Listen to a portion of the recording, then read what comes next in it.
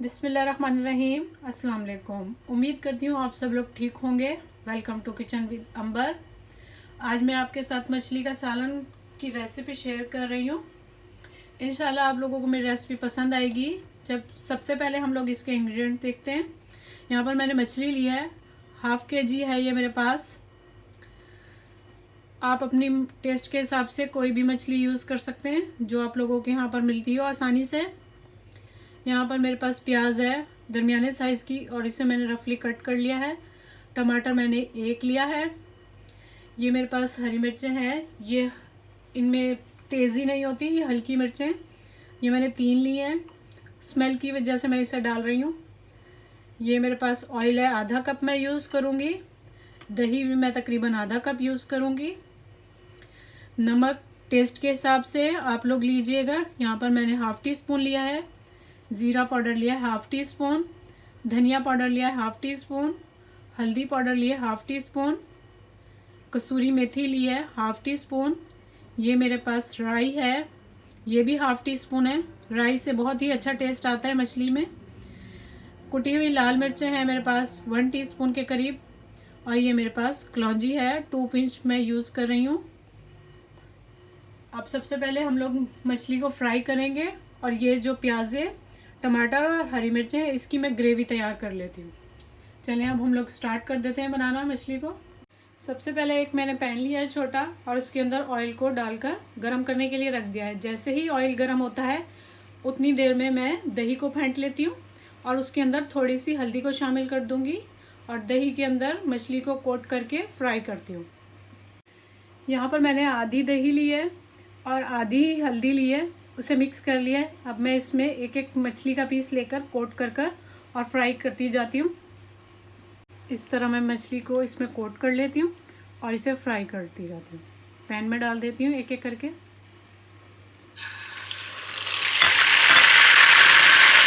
मैं दूसरा स्लाइस डाल देती हूँ। मछली मैंने डाल दी है, मैं 2-2 स्लाइस करके इसे फ्राई करती हूँ। 2 से 3 मिनट एक साइड को फ्राई करूँगी, 2 से 3 मिनट एक साइड को। फिर हमने क्योंकि इसे ग्रेवी में भी डालना है, बस हमने इसे इतना ही फ्राई करना है। अभी बस मैं इसकी साइड चेंज करने लगी हूँ। अब मैं इसकी साइड चेंज कर देती हूँ।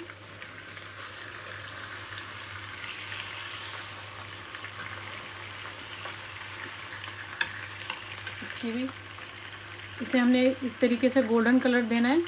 फ्लेम को मैंने स्लो कर दिया था, अब मैं थोड़ी सी तेज़ कर देती हूँ इसकी फ्लेम को। यहाँ पर इसे बहुत अच्छा सा कलर आ गया है। अब मैं इस वाले की भी साइड चेंज कर देती हूँ।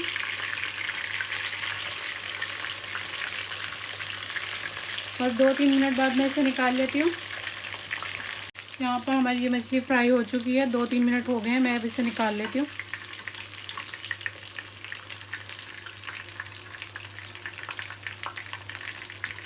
इस वाले को भी निकाल लेते हैं और दूसरे बैच को डाल देते हैं फ्राई करने के लिए।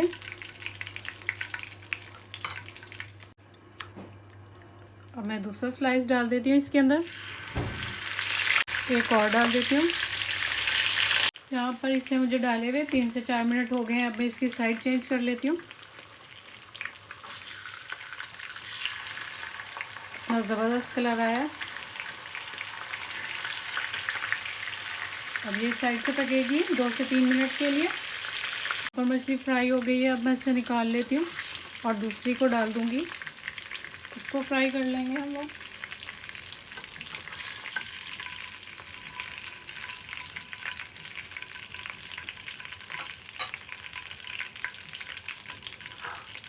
अगला स्लाइस डालते हैं फ्राई करने के लिए।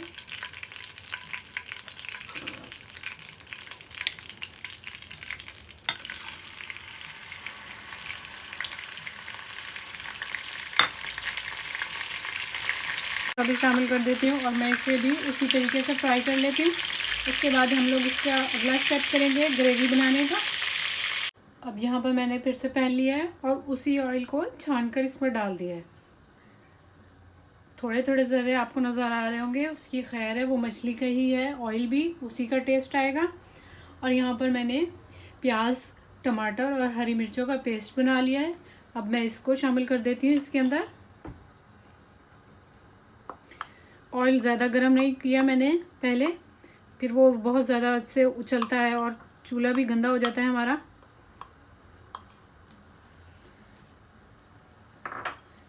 अब इसे मिक्स करूँगी। इतनी देर में ऑयल भी गर्म हो जाएगा तो ये अच्छे से मिक्स हो जाएगा साथ साथ। यहाँ पर अब हम लोग इसे अच्छे तरीके से भून लेंगे। प्याज का, टमाटर का और जो भी पानी है इसके अंदर वो सारा ड्राई हो जाए और इसको बहुत ही अच्छे तरीके से मैंने भून लेना है। ये भुनने के बाद तकरीबन आधा हो जाएगा। इसका सारा पानी देखें आप लोग, अभी कितना पानी है वो सारा ड्राई करना है हमने। उसके बाद हमने इसके अंदर मसालों को शामिल करना है और दही को शामिल करना है। यहाँ पर आप लोग देखें ये अच्छे से फ्राई हो रही है। प्याज का हमने सारा कच्चापन ख़त्म करना है। बस 4 से 5 मिनट और लगेंगे मुझे इसे फ्राई करने में। उसके बाद मैं इसके अंदर मसाले शामिल करूँगी और दही को शामिल कर दूँगी साथ ही। यहाँ पर हमारा प्याज अच्छे तरीके से भुन चुका है। आप लोग देख सकते हैं कितना ज़्यादा इसकी भुनाई हो गई है। इसका पानी बिल्कुल ड्राई है। अब मैं इसके अंदर सबसे पहले ये मसाले शामिल कर देती हूँ जो मैंने अभी आपको लोगों को बताए हैं, और साथ ही मैं इसके अंदर दही को शामिल कर देती हूँ। दही को शामिल कर देती हूँ ताकि इसके साथ मसाले जले नहीं, और दही के साथ जो दही अपना पानी छोड़ेगी उसमें ही हमारे मसाले भुन जाएंगे। सारे मसाले को मैं अच्छे तरीके से मिक्स कर रही हूँ और इसकी भुनाई करूँगी। अभी दही ने अपना पानी छोड़ देना है और फिर हमने उतना भूनना है कि दही का सारा पानी खुश्क हो जाए और ऑयल सेपरेट हो जाए हमारे मसाले से।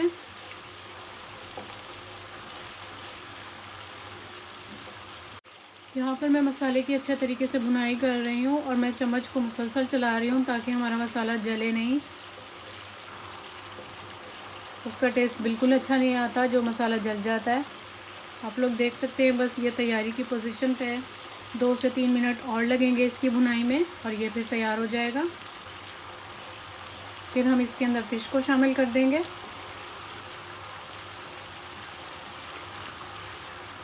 यहाँ पर मुझे इसे भूनते हुए 3 से 4 मिनट हो चुके हैं। ये अच्छे तरीके से भुन चुका है, दही का सारा पानी ड्राई हो गया है।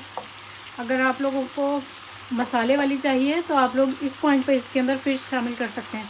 अगर थोड़ा सा शोरबा या ग्रेवी चाहिए जिस तरह के मुझे चाहिए तो इसके अंदर पानी को शामिल कर सकते हैं। मैं इसके अंदर अभी पानी को शामिल कर रही हूँ, आधा गिलास।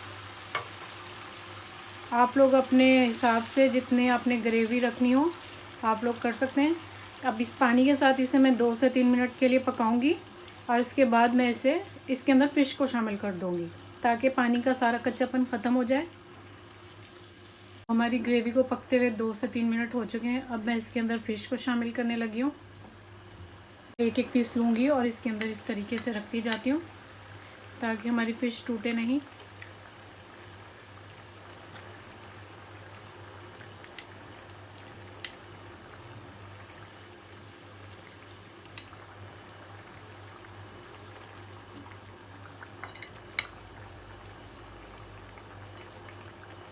अब इसके साथ हमने इसे 2 से 3 मिनट के लिए पकाना है। साथ ही मैं इसके अंदर हल्का सा गरम मसाला पाउडर शामिल करती हूँ अभी। अब मैं इसके अंदर गरम मसाला पाउडर शामिल कर रही हूँ, बहुत ही थोड़ा सा शामिल कर रही हूँ बस खुशबू के लिए। साथ ही मैंने हरी मिर्चें काट के रखी हैं, ये शामिल कर देती हूँ। बाकी मैं गार्निशिंग के लिए बचा लेती हूँ, थोड़ा सा हरा धनिया शामिल कर देती हूँ। अभी मैं इसे दम लगा देती हूँ। दम लगा देते हैं 2 से 3 मिनट का। उसके बाद इस सारे मसालों का अरोमा इसके अंदर अच्छे तरीके से आ जाए उसके बाद मैं इसे डिश आउट कर देती हूँ।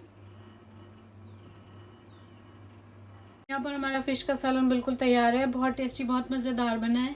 इंशाल्लाह आप लोगों को मेरी रेसिपी पसंद आएगी। अगर आप लोगों को मेरी रेसिपीज़ पसंद आती हैं तो प्लीज़ मेरे चैनल किचन विद अंबर को सब्सक्राइब कर लें, लाइक करें और शेयर ज़रूर कीजिएगा अपने फ्रेंड्स और फैमिली मेम्बर्स के साथ। अल्लाह हाफिज़।